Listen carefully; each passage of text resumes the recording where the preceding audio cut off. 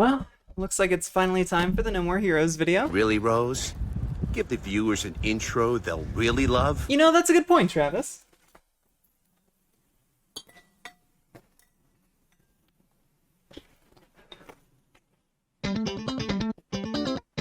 Let's get this thing started.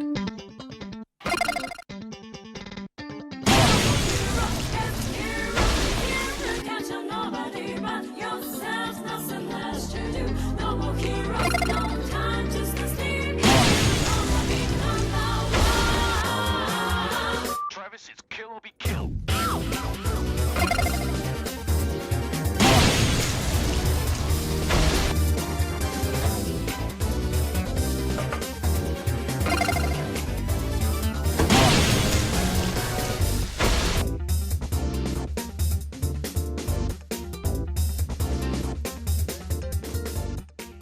Alright, now that we've set the tone a lot better, let's actually get this thing started. I think it makes the most sense to start with explaining what exactly is No More Heroes. I'm sure there's more than a few of you that have never experienced these games before, so it makes sense to start with outlining what different games are in the franchise. The No More Heroes franchise consists of 4 games, No More Heroes 1 through 3, and Travis Strikes Again No More Heroes. These all initially released on Nintendo consoles, but are much more widely available now. These games were made by Suda51 and Grasshopper Manufacturer, who have a large catalog of games, many of which are a part of this overarching universe called Kill the Past. Other games included in this universe are Killer 7, The Silver Case, and The 25th Ward. I do want to note here that I won't really be covering any other games in Kill the Past or that universe as a whole, except for where it intersects with No More Heroes, specifically in No More Heroes 3 and Travis Strikes Again. My knowledge of the other games in the Kill the Past universe is fairly limited. The only other Suda51 game I've played is Killer is Dead, but luckily I've had some people in the community who have been very helpful in helping me fill out some blanks, and I am eternally grateful. I actually hadn't had much experience with the No More Heroes franchise at all until a few years ago when I managed to snag a used Wii version of No More Heroes 1 at a GameStop. I played it, ended up falling in love, and played the other games on my stream not too long ago. I fell in love with the franchise almost immediately for its over-the-top visuals and strange but endearing gameplay loop, but mostly because of its witty, fourth-wall breaking, profanity-spewing, and reluctantly relatable protagonist, Travis Touchdown. Liking the No More Heroes franchise came as a bit of a surprise to me, because as far as action games go, its gameplay and combat isn't terribly complex or deep.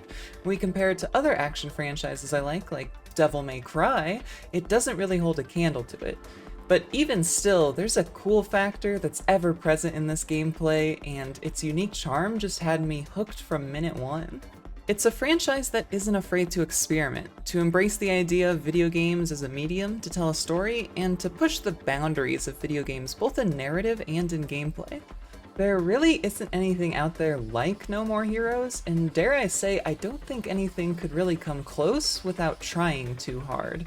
No More Heroes succeeds largely because it doesn't take itself too seriously. It knows exactly what it's trying to be, and when I see a final cutscene where Travis and his brother yell about how strange the narrative is, I really couldn't be anything other than impressed at how hooked I was in this series. So what exactly is No More Heroes about? Well, I don't really want to do a full in-depth plot analysis like I did with the DMC video, because that strung it out to just about 3 hours, and I'd like to avoid that if possible. But I will try to summarize it in a succinct way, but truth be told, it's probably going to leave you with even more questions than answers. You play as the world's coolest virgin, Travis Touchdown, an otaku living in poverty who spends the last of his cash on a beam katana in an online auction. He ends up drunk in a bar and meets a smoking hot lady who gives him a job to kill some guy. He manages to, only to find out that he's been tricked into being a part of the United Assassins Association, which has a ranked leaderboard of all the top assassins. Travis wants to be number 1 and convinced that maybe Sylvia, the hot chick who tricked him in the first place, might sleep with him. So Travis slaughters his way up the ranks, defeating all kinds of different folks like the wheelchair grandma that uses a huge fuck-off laser to obliterate his mentor. Eventually making his way all the way to find his sister at number 1, who killed his parents. Travis remembers this is why he took that original gig from Sylvia in the first place, to get revenge. Then he meets Sir Henry Motherfucker, who reveals he's Sylvia's husband and Travis's brother.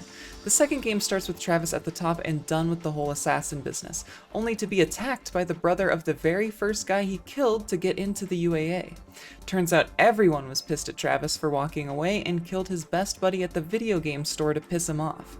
So Travis obliterates all of the conspiring assassins till he makes his way to the leader of the bunch, the CEO of Pizza Bud, and kills him too.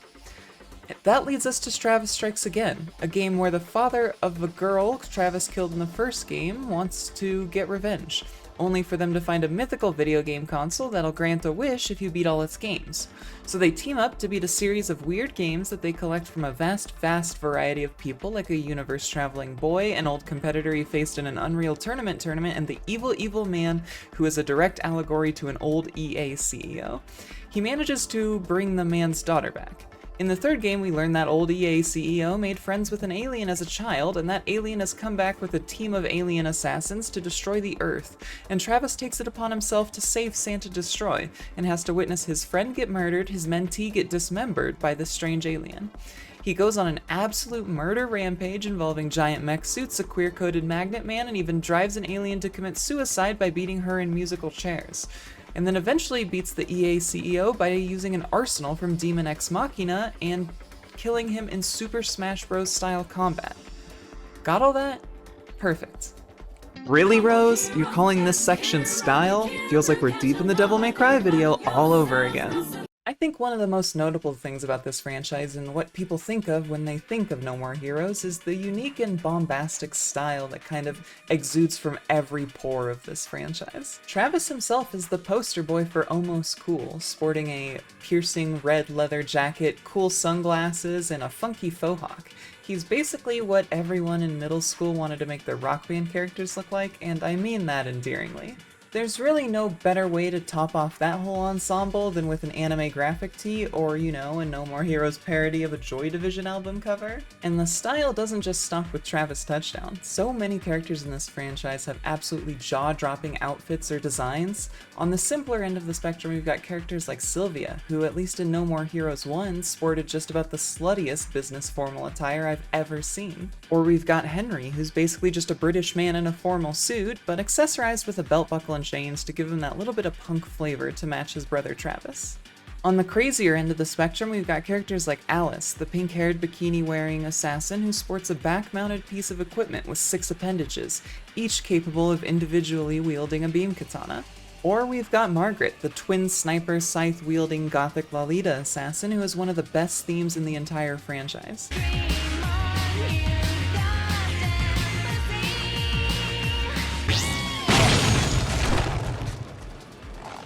And these are just the humanoid characters. Once we start getting into the aliens we see in No More Heroes 3, that's when things really get wild. You can see that the team at Grasshopper Manufacture got to have a lot of fun with making these designs. There's just a little bit of silly pieced into every single one while still coming off as pretty terrifying. The character designs in this franchise are, I think, one of its most standout points. They're able to give each enemy kind of its own style and pizzazz, and a lot of it is done just for the sake of being cool. And honestly, I think that's awesome. If you want to make every character amazing, that's pretty much the best way to do it. But don't worry, the style doesn't just stop at the character designs. Every pixel of these games oozes an immense amount of charm, and it even comes through in the gameplay. For example, something I commend the Devil May Cry games for is for actually making you feel like that wacky woohoo pizza man Dante that we get to see in the cutscenes. You also get to juggle demons to the end of the earth, play a sick guitar solo on them, or perfect parry your brother so hard that he throws himself into the demon realm. The No More Heroes games are able to do this just as well, if not better, but that may be due to my connections to Travis's, hobbies? If Travis's personality translates almost one-to-one to the gameplay, he'll be swearing up a storm, jerking off his beam katana to power it back up, and then cleave 4 dudes in half in the very next moment. Am I allowed to put this in the video? Can this go in the video? Sure, the gameplay may not be quite as complex or have the depth that a Devil May Cry entry does, but it does make up for that with, honestly, exceptional use of the Wii or the Switch's motion controls. After reducing an enemy's health to 0, you'll see a big flashing arrow pop up on the screen.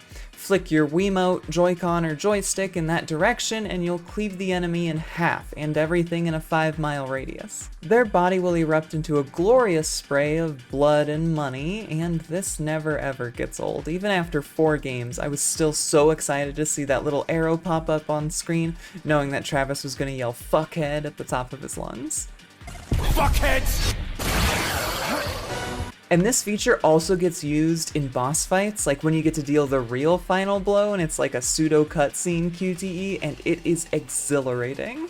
And that's not the only cool finishers you can do in combat. Travis also can do wrestling moves that he learned from his days of wanting to become a pro wrestler. You even learn new ones of these from watching wrestling videotapes, and gosh, just like me watching Kenny Omega clips on YouTube. When you stun a target, you'll get a new 2-arrow prompt, which you swing the Wiimote and the nunchuck in those 2 directions. Do that and Travis will execute an awesome wrestling move, and a lot of times these are even cooler than the sword finishers. Tell me powerbombing the giant alien fuck that made you and your friends' lives a living hell for the entire game isn't some of the most cathartic shit you've ever seen. Then there's the jackpot system. Every time you finish an enemy with a sword finisher or a wrestling finisher, you'll get a little slot machine pop up. And depending on what you roll, you can get a number of different power-ups, like turning into a tiger, turning into a giant mech. There are a lot of different ones, and they're really cool. Sure, the combat may not be perfect. The core systems are really basic, especially once the punch and the high-low mechanics got taken out in later entries, although it was augmented with the Death Glove abilities later on. Some enemies are incredibly frustrating, and there can be a lot of emphasis on executing a perfect dodge to slow down time and get in a lot of free hits. All that being said, the combat is still really, really cool, and ending every encounter is super satisfying. Okay, so the gameplay is very stylish, but what about when you're not hacking up other assassins? Well, turns out traversing around Santa Destroy and doing activities is loaded to the brim with charm as well. First off is Travis's sweet-ass motorcycles. They look like they're straight out of some nerd's sci-fi wet dream, and they absolutely haul ass. Like, it's actually kind of difficult to control these motorcycles, and you'll probably fling Travis hurling over the handlebars more than a few times during your gameplay. And of course there's the ever-controversial chores system, which you use to earn money so that you can buy your way into the next assassin fight. Sure, they may not seem like much after you just did something cool like slicing Destroy Man in half, but hey, that's the life of a passing assassin. At the very least, Travis puts his whole pussy into doing these... Did I write that? Alright. At the very least, Travis puts his whole pussy into doing these chores, whether he's mowing the lawn, unclogging a toilet, or picking up coconuts. He does it with an unmatched pizzazz, and then we've got all the little shops that are littered around town. Obviously, there's clothing stores to help you switch up your leather jacket or which flavor of anime or band graphic t-shirt you're going to be wearing at the time. There's also the ever-helpful Naomi, who handles your sword upgrades and later on upgrading your health and attack and skills and stuff like that. Also, her boobs get inexplicably bigger from 1 to 2, and then eventually in 3 she's turned into a tree. Why is she turned into a tree? No one fucking knows! It's never explained! They never tell us! I saw a fan theory online on Reddit that said that it's because she's a skill tree now, cause like, you put points into upgrading your health and new ability. I thought it was a pretty fun fan theory. Okay, so we've established you can't even play this game without being given an absolute visual or gameplay treat, but there's another part of these games that is a little harder to define exactly, so I'm just gonna call it a kind of unique charm. These games do an incredible job of setting themselves apart from really anything else in the medium. It can even be small things, from the distorted voice and big bold letters that show up before every boss level, Fuck you, you little prick. or the weird, like 30-second to a minute-long walking scenes before each actual fight where Sylvia just talks to you on the phone. Or it can be bigger things, like when they switch up the gameplay entirely and it becomes a racing-style game where you just have to shift gears, or the actual musical chairs minigame. Travis's fourth wall breaking dialogue is a really great example of this, and I could sit here and talk about ludonarrative dissonance for hours, but I don't really want to sound like a mid-2010s games journalist, so I'll just stick with calling it incredibly charming. The third main game really goes above and beyond in this regard. It started off with you playing a retro game that Travis used to play as a child called Deathman, and goes on to show how famous Travis is, even going so far as having action figures made out of him. His assassinations are a spectacle, and especially when the main villain Fu sets it up exactly like one. And even the intro and outro scenes are super evocative of retro anime. This is so sick. I love this game so much. I'm absolutely doing a video essay on this franchise. These games are so incredibly unique, down to their very DNA, and it's what makes them so appealing. Sure, not everything may work, some cutscenes are exceptionally bad, and some jokes fall really flat. But what Suda51 and Grasshopper Manufacture have done is create something really special, and I know that every whiff, every misstep, and most importantly every resounding triumph will be iterated upon and used to make something even better. It's what makes me so excited for what Suda51 and Grasshopper Manufacture have cooking up next, because it's something these guys do so well, is create and improve and create again. But we'll talk about that later. No matter what you think of No More Heroes, whether you love its camp, over-the-top gore, and weird protagonist, or you find its self-awareness cringy, its gore played up for shock, and its characters too one-dimensional, you can't really deny that its style is unmatched, and personally, that's why I love it. Really? 25 minutes into the video and you're just now getting into the main character? Who the hell taught you about pacing? These games couldn't have possibly gotten so many sequels if the main character wasn't at least a good character, right? I mean, there were even some people who even wanted him to be in Smash Bros. So what exactly is his deal? Well, I think the best place to start there is his room. Take one look at it and you've got a pretty good idea. He lives in a messy hotel room adorned with way too many anime and robot figurines, and his walls are plastered with posters and wrestling masks. It honestly looks exactly like what my room in college used to look like, and definitely not what my apartment looks like now, okay? You gotta believe me. But no, he's just a normal dude. He has nerdy interests, he was a gamer, he even used to compete in Unreal tournaments. Take away his skill with his beam katana and he's incredibly regular, and in turn, incredibly relatable.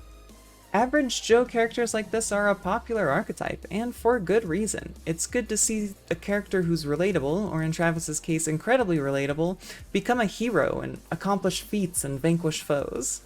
He's got a carefree attitude and he's incredibly rude. He yells at his favorite anime girls in the middle of battle and even calls the foes he sliced to ribbons fuckheads. He's got a really weird fixation on losing his virginity, and he can border on being misogynistic. But all of this just helps to make Travis a person. He's got flaws, passions, dreams, and most importantly, he can grow and evolve, but he'll always be that weird anime-loving goofball. But that's not all Travis is. Sure, his hobbies and sense of style may be relatable, but he's also his own person, and a better one than me in my opinion. Travis has an unwavering bravery, an unflinching sense of honor, and an enchanting amount of respect. Sure, he has to learn a lot of this over the course of the games, but by the end, he's someone who's willing to go to such lengths to help out foes, people he's wronged, people he barely knows, and people he loves. Sure, Travis started out as a silly guy who spent the last of his money on an eBay auction and drunkenly got conned into being an assassin, but he's also a steadfast warrior who fights for what he believes in. So how exactly did Travis become the man he is at the end of the franchise? Oh, this section is named Death. Jeez, could you get any more pretentious? Don't tell me the next one is named something like Life. Travis is ripped from his life of anime watching and video game playing and thrust right into the world of being an assassin. This means that when he interacts and learns about the world, it's all done from behind the hilt of his blade. Every experience he has, every person he interacts with is recontextualized through his new profession, the profession of death. It's an incredibly unique lens to view the world through, but when it comes to the assassin business, I'm not really sure there's a better way to view it. So as Travis begins his travels, he begins to learn about how being an assassin has molded folks, ruined them, left them lonely, pushed them to be better, or became an obsession to them. He learns that death means something to each and every one of these people, whether it's an ear to listen, a challenge of their skills, or even a swift execution. This is the primary way that Travis learns, how he becomes empathetic, and how he learns what's important to himself. There's really no better place to start here than at the beginning, with Travis's first two encounters. As long as we skip Helter Skelter, which we are, we're instead going to go to Death Metal and Dr. Peace. Both assassins here are used to recontextualize, or attempt to recontextualize, Travis's view on the assassination business. After being conned into it, Travis has decided to take it on in full stride, aiming to be number one and achieving all the fame and glory that would come with it. Death Metal is the first to tell him that the assassin business isn't all it's cracked up to be. Even in his glitzy mansion, all it was to him was a place to die. Dr. Peace offers up a story of someone also striving after all the things being a top-ranked assassin should offer him, in his case, the love of his family. However, the conclusion of that story, after reaching even the heights of rank 9, which is not an achievement to scoff at, only ends with a sad, lonely man singing to an empty stadium. These two are cut down by Travis's blade, giving Death Metal the end he always knew would approach him, and freeing Dr. Peace from the anguish of his failed quest for his family's affection. Travis, being new and naive, doesn't take the ill omen of his fate offered by these two men to heart, and instead continues on his journey. The next enemy he encounters is Shinobu, a high school student, bloodthirsty and driven on a quest to avenge her father, who was killed by a man with a beam katana. She mistakes Travis for that man when he unveils his own. Shinobu is an interesting case for Travis, and one of the first times we get to see how honorable he is when he opts not to attack Shinobu when her back is turned. This in turn infuriates the bloodthirsty girl, who thinks that Travis is just fucking with her. You are fucking with me! After the battle, he enrages her further when he spares her life, but the two share a connection when he reveals that her father was his mentor.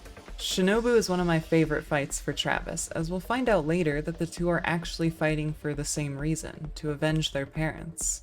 But Travis's respect and honor are shown through brilliantly here in contrast to Shinobu's rage. Travis's honor for his opponents shines through again when facing Destroy Man, a man who takes every opportunity he can to get an edge, no matter how despicable. He's the man that Shinobu expected Travis to be, metaphorically. Even after felling all of these assassins, Travis is still quite a novice when it comes to death. He doesn't understand what death means to these people. He still finds it frivolous and fun. But death is important, and no one teaches him that lesson better than Holly Summers. It's one of the first times he learns that when an assassin comes face to face with death, it means something to them, that their monologue before it comes is them bearing their soul. Holly also lets him know that his aversion to killing women, one of the reasons he didn't kill Shinobu, is pathetic and insulting. It's the first time he realizes that these assassins, they have to accept death, deal it, wallow in it, but it doesn't make people like Holly or Travis any less important as people. Forgive me, Holly. I was late in saying this, but I love your soul. Rest in peace. Travis's next big lesson, in my opinion, is against Speed Buster, when he's forced to watch his master, who has trained him to wield the beam katana, get evaporated before his very eyes.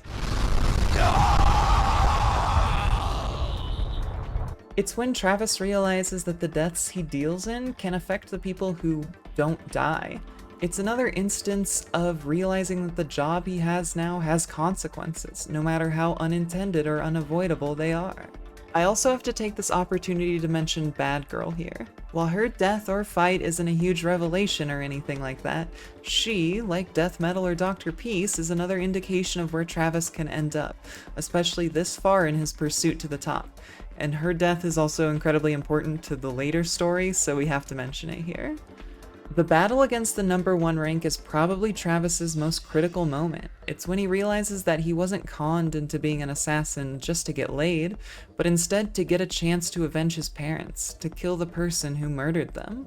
This person, unfortunately, turns out to be his sister Jean, a girl with her own tragic perspective on Travis's parents, specifically his father. It's a bomb drop of a revelation, but ultimately it doesn't change anything. They are both in the assassin business, they both know what has to be done. The only thing that's changed is the context. When Travis cuts down Jean, he realizes they both kill for the same reason: vengeance. And this is one of the first kills that hurts Travis, and he realizes that the death he grants Jean will also end her sorrows. Travis. I hope your next dream is a more pleasant one.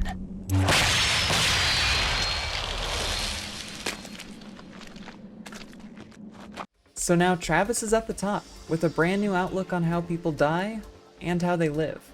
And having accomplished his quest for vengeance, realizes he doesn't have a good enough reason to kill anymore. He knows he doesn't want to do it for fun, that would be a disservice to those he cuts down. So he does something no one thought was possible, and just retires. But unfortunately, you don't get to number 1 without making more than a few enemies, and so the tables turn, and now Travis is the one that people are trying to get vengeance on. But that's not all. To give him a taste of the pain he's inflicted, his best friend Bishop is killed, and once again Travis is forced on a quest of vengeance of his own. Bishop's death and the subsequent believed deaths of Henry and Shinobu, I think, really cement Travis in his new life. He realizes that he can't really just give up, otherwise he won't be able to protect the ones he loves. I think one of the best fights in the second game is with Alice Moonlight, the girl with the 6-armed machine that I mentioned before. It really shows how Travis has grown quite well. Alice is someone not too dissimilar from Travis, who understands what it means to fight and die with honor. She makes Travis realize that his situation was unique, that not every assassin gets the chance to get out like he did, and she's the first one to criticize the Assassins Association for now broadcasting their deaths like a spectator sport, for treating them less than human. It's reminiscent of the Holly Summers dialogue, and Travis's rant to Sylvia is nothing short of poetic. See that? Now that was a battle. Look at this blood. We humans are alive, even if we are assassins. Doesn't matter if it's a video game, movie, drama, anime, manga, we're alive! People shed blood and die. This isn't a game. You can't just selfishly use death as your tool. This is Alice's blood. I bet you've already forgotten she existed. Same way you would have forgotten me. And that's why I'm tearing down the UAA! Are you done bitching? You could never shut down the association. Fighting to be the best is human nature. It's evolution. Who are we to try and stand in its way? Fuck that. I want to be a hero by my own standards. You need to wake up, Travis. Take your own goddamn advice. Outlining why they do what they do, for the battle, for the kill, and ironically, to be alive, not to be paraded around like puppets for the public's viewing pleasure. It's when Travis shows that he's really learned, that every person that he's killed was alive, was human, and had a soul worth remembering. This is one of the best fights in the entire franchise, and it's when I really fell in love with Travis as a character, when he stands up to Sylvia and shows how much he's really grown. After finally avenging his best friend Bishop, Travis once again decides to take a break for a little while. I need to iterate here that Travis Strikes Again and No More Heroes 3 are of a much different depth to Travis's character than the first two games. The first two games are largely about Travis coming into his own, learning about the world, and becoming a wiser person. But the next two games, Travis can understand the world a lot better. He can analyze the people around him, his enemies, and the environments he finds himself in. He's still a rude smartass and more than a little goofy, but he just feels so much more competent and thoughtful. With that brief aside, Travis's next adventure starts with another consequence of his past rearing its head once again. The father of Bad Girl has come to get his own vengeance, only for the two to get wrapped up in a strange game console that can apparently grant a wish if you collect all 6 experimental death balls and complete the games inside. Badman and Travis decide to set aside their differences and conquer the death balls, wanting to bring Badman's daughter back. The death that Travis experiences in this game is significantly different than the original games. Most notably being the fact that the things Travis is cutting down are actually video game bugs, and the assassins of this game are video game bosses. But these games Travis conquers are nostalgic for him. They're games he's experienced in his storied past as a gamer. His monologues with the video game bosses largely occur as a discussion of the values or ideals these bosses represent. Not too dissimilar from the early games, but with the addition of a much more introspective Travis. Travis Strikes Again has a lot going on, and I mean a lot. Everything from analyzing Suda's heroes that he's really looked up to coming face to face with some of Suda's biggest hardships. If I'm being honest, I don't think I can cover it with a fair enough depth in this video, so I'll be doing it quite a bit simply with just a general overview. But if you want something more in depth, I highly recommend, and I so apologize for the pronunciation. I love your videos and I tried to scrabble through the intros and outros to find pronunciations, so apologies if I get it wrong. But Genry Perez's videos on not only Travis Strikes Again, but all of the Deadly Individualism videos, or videos on Suda51 and Grasshopper Manufacturers games, they are amazing, and I highly, highly think you should check them out. So what exactly is the death that Travis is encountering here? Well, in a way it's his own. He's killing his past. This is a very consistent theme throughout a lot of Suda51 and Grasshopper Manufacturer games, enough that there's kind of a shared mythos around these called Kill the Past. A great example of this is the very first boss. Travis feels conflicted? The beginning of that take was really good, I'm gonna keep it. The best example of this is the very first boss, Triple Star. Travis feels conflicted with going toe-to-toe against a hero from his own past. This is the most personal any of his kills has ever been, despite the fact that it's not even a real person. The metaphor here is about as subtle as being suplexed, but it does hit just as hard. The challenges that Travis faces here are the most blatant references to Suda51's own life that we've ever seen, and I adore it for that. I can't think of a better way to take your experiences and show your growth than to have your character defeat them and comment on how that portion of your life, represented in a ferocious boss fight, would have affected your psyche, for better or worse. At the end of all this, Travis does manage to defeat all the challenges of his past and even makes amends by bringing back Badman's daughter. I think this shows that you can evolve and grow, that your past doesn't define you, and by the end of this game, Travis manages to make it out with new friends. No, a new family. God, that didn't sound quite so cheesy when I wrote it, but whatever. So Travis, a man who's contented with his peers, his profession, and his past, and managed to grow from it and become a better person, finally gets a chance to rest, right? Well, unfortunately, he finds himself once again thrown into combat, though this time through no real fault of his own. You remember that character I said was an allegory for an old EA CEO who really obstructed Suda's creativity? Well, in-universe his name is Damon, and I forgot to mention that he is a real genuine asshole, even going so far as to assault Dr. Juvenile, the creator of the Death Drive from Travis Strikes Again when they used to work together.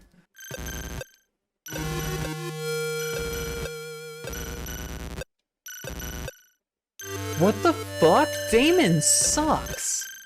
He also manages to bring a squad of alien assassins down onto the Earth. These aliens come to blow up Santa Destroy, something Travis just won't stand for.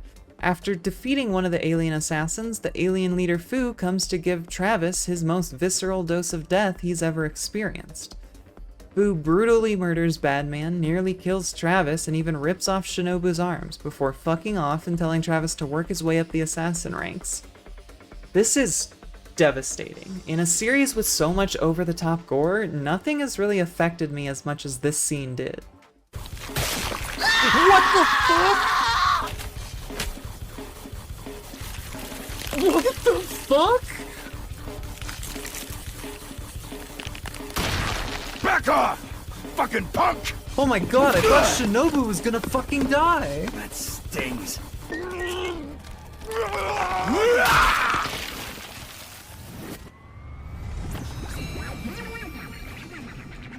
Now you're really fucked! You goddamn scumbag! Now we're even! I'll fucking kill you! Hey, assassin! Come see me, and I'll give you a little kiss. Listen, a lot of fucked up shit happens in the No More Heroes game. That cutscene, Too late. hands down, one of the most fucked up things in this entire franchise. What the hell? Dad? The aftermath of this sees Shinobu in critical condition, Bad Girl emotionally devastated, and the Earth on the brink of destruction. So we get one final melding of Player and Travis, and we both set out on our own quest for vengeance. We see yet another swap of roles, with Travis bringing down death on alien fuck after alien fuck, but instead we'll be given small shows of how these aliens are all Fu's friends. In turn, that only makes us angrier at Fu when we see the scenes of him only caring about them when they're useful, even going so far as killing his own number 2. Fu is incredibly reminiscent of Travis at the beginning of the franchise, wanting to cause destruction just to be cool and get whatever he wants. He's selfish, immature, and a real shithog. Yeah, just keep talking. Keep fucking talking! Go on, get angry, you fucking loser! Get all nice and salty for me! Fucking assassin! There we go. Those eyes, right there. The dumbass is turning into a beast! I'll kill you. I'll kill you. I'll kill you! Oh, nice, scary eyes. That's what I want to see. Come at me. Kill me! Demons don't got shit on me! I'll kill you! You're getting real fucking crazy now. That's what I'm talking about! Ah! The final fights of this game roll into a cathartic bout of vengeance, involving some of the coolest wrestling moves we've seen to date.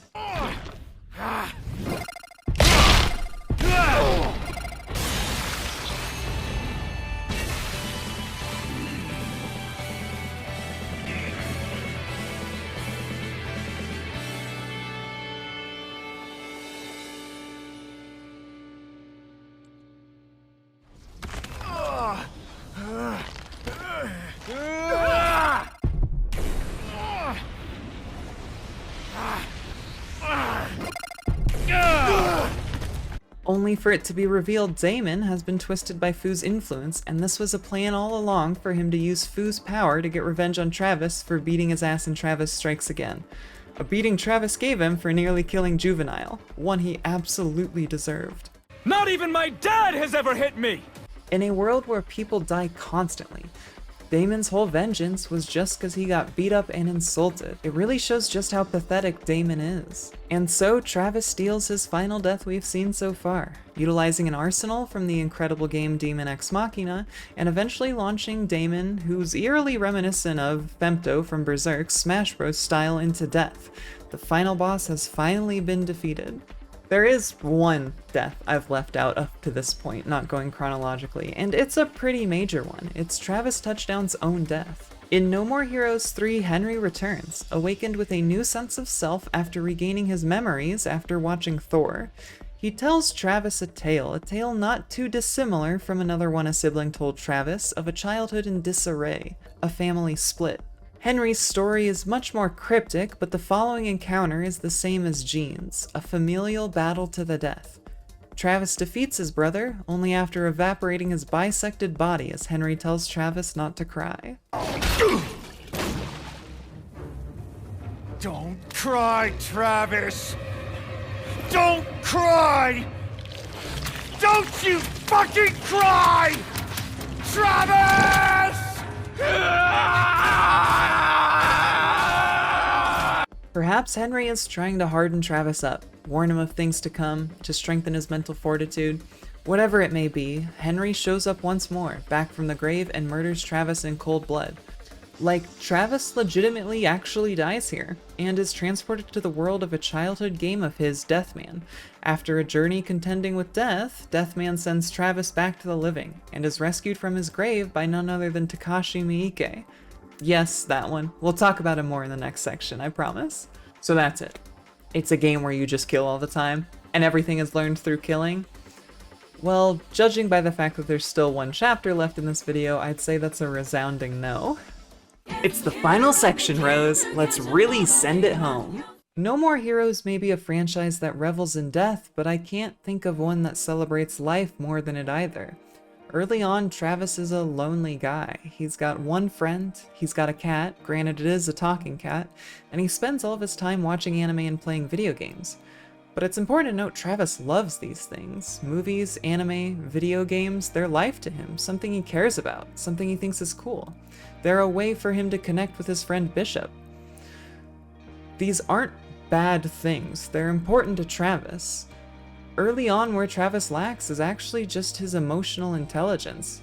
Even his goals are single-minded, just to get laid, or as we later learn, for vengeance. He even fights just for fun, at least at first. Eventually he learns that it can be a way for people to bare one's soul, to learn about each other, for two experts to display their craft. This is not dissimilar to my favorite anime series, Mobile Fighter G Gundam.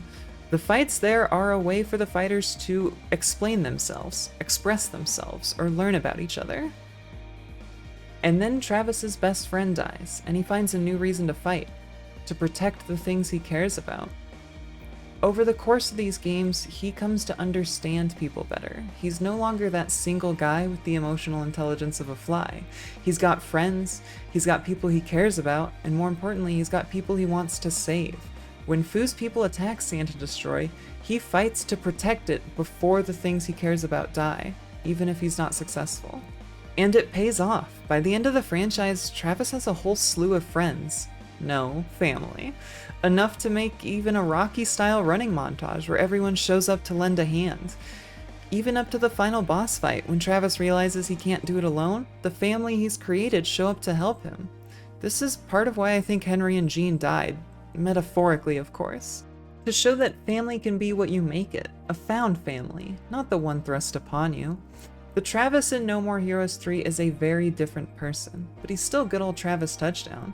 He still wears anime graphic tees, still plays video games, still has to watch Char's counterattack every few months, and most importantly, still finds time to talk Miike with his friends. Something people bring up a lot when they talk about No More Heroes is the references. Any type of media you can think of, video games, movies, TV, anime, comics, manga, it's probably got some facet of it lodged somewhere in this franchise. But something I think people gloss over when they talk about this is they aren't just references. They're not just a cheap nod. They're inspirations, things that helped the game get made, things that spurred Suda51 and Grasshopper Manufacturer on to create a franchise they love filled with things they love. These inspirations are full in almost every aspect of the franchise, from Travis's motorcycles to his Kamen Rider-inspired Henshin. Word. Henshin. He's doing a fucking Kamen Rider! He's doing a fucking Kamen Rider! Let's go! Sure, it's great to see media you like get referenced, but I think it feels even better to know that things you're passionate in have inspired some of the most creative video game developers of our time. Take Takashi Miike, for example, one of the clearest influences for these games and for Travis. He even has a cameo appearance in 2 of the games. Travis was able to bond with both bishops based on their shared love for the Miike films, and the first bishop even knew Miike personally, with Miike going far enough as to visit his grave. I think metaphorically there's an interesting reading of Bishop and Miike's relationship, that if you understand a creator's works, their intentions, their meanings, it's maybe not that different from knowing them personally, assuming of course that creator is actually putting their soul into the work. Suda has always been no stranger to the fact that No More Heroes pulls from his own life. He's putting a little bit of his soul into these games, and I'm not going to be so presumptuous as to saying I know the man personally, but I can say I know more about his life than I do some of my own coworkers. I think that aspect of putting yourself into your work, it's really important. Otherwise, why are you doing it? At the end of Fullmetal Alchemist Brotherhood, the Elric brothers travel to opposite ends of the continent to prove their new theory, that instead of equivalent exchange, the theory that pervades the entire show, if you instead put a little bit of yourself into what you took, you instead end up giving back more. That's the key, I think. Take inspiration, learn what you love about it, make it your own, and give it back for others to do the same. The love for Miike doesn't stop there. There's another aspect I want to talk about when Travis dies. There are 2 things that bring him back to this world. 1, Deathman, a childhood game of his, and 2, Takashi Miike, a director who created the movies he loves, and in turn, kind of fostered the connection that he shares with all his friends. I can't imagine it's coincidental that his passions are what brought him back from the brink when he remembered the things he loved. Those moments of Travis and his friends talking about the Miike movies, sure, they're largely plot irrelevant and mostly filler, but they're also incredibly important to Travis's character. Sure, he's a passing assassin, currently on a mission to stop a powerful alien from destroying the Earth, but he's also just a dude who wants to talk about the things he loves with his friends. These scenes of Travis just being human, they stayed, which is important considering that Suda has mentioned having to cut content from No More Heroes 3. But these scenes, they were important enough to stay, and I think that says something. My big touchstone here is mecha anime. In fact, I got into content creation because I wanted to tell the world how much I adore G Gundam. So to hear that every month Grasshopper Manufacture has a studio-wide viewing of Char's Counterattack, I was, well, inspired. It made me realize the things I like aren't silly. I'm not just a part of some small niche community, but they also inspire really important creative people. I also realized something else though, that I'm not inspired by these things because it's some profound deconstruction of common narrative devices that makes the world think about itself differently. No, I said my favorite was G Gundam, remember? No, the reason I can get inspired is because it's important to me. I can take what I like about it, the things that excite me, the things that make me cry, the things that make me laugh, and I can put that into my own work. I can iterate upon it and share that with others, and maybe it will inspire them to make something even more. And I think that's where No More Heroes is really important. Travis's passions, and in turn Suda's passions, are what help him learn and create and grow and share, and we can do that too. Don't ever lose your passions. Explore them, pursue them, create more, and share them with others. And don't ever, ever let anyone tell you that they're not important.